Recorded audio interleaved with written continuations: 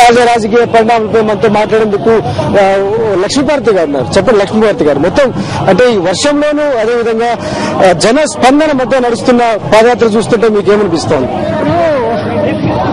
షర్మిలమ్మ నడవటం మేము నడవటం కాదు, ప్రజలు కూడా ఈ చిన్న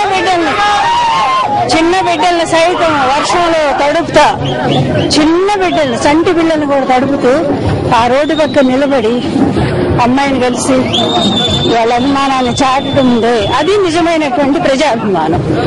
వైఎస్ జగన్మోహన్ రెడ్డి జైలు కేంద్రంగా అనేక సదుపాయాలు పొందుతున్నారు, ములాఖతులు కూడా ఇష్టారాజ్యంగా పోతున్నారు అనేసి యనమల రామకృష్ణ టీడీపీ నేతలు ఆరోపిస్తున్నారు. చంద్రబాబు కూడా అవినీతి సొప్పును కాపాడుకునేందుకు వైఎస్ షర్మిల పాదయాత్ర చేస్తోందని విమర్శిస్తున్నారు. దానిపై మీరు ఇప్పుడు మాట్లాడేది ఎవరు? పెద్ద అవినీతి పరులు మాట్లాడుతున్నారు. మాట్లాడే వాళ్ళ గురించి మనమేం చెప్తాము? అసలు యనమల రామకృష్ణుడు నేను ప్రశ్న వేస్తున్నాను, ఆ రోజు నువ్వు స్పెషల్ ఫ్లైట్ లో రావటం తప్పు కదా?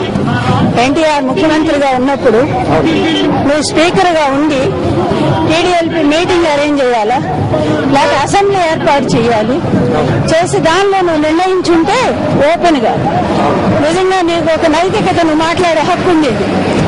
కానీ నువ్వే ఒక ఎదవ పని చేసి ఎన్టీఆర్ ప్రభుత్వాన్ని కూల్చడానికి చంద్రబాబుతో చేయగలిపి అవినీతి పరుడు కొమ్ము కాస్తున్నటువంటి యనమల రామకృష్ణుడికి జగన్ విమర్శించేటువంటి నైతిక హక్కు లేదు. ఈ రాష్ట్రాన్ని దోచిన పెద్ద దొంగ ఎవరైనా ఉన్నారంటే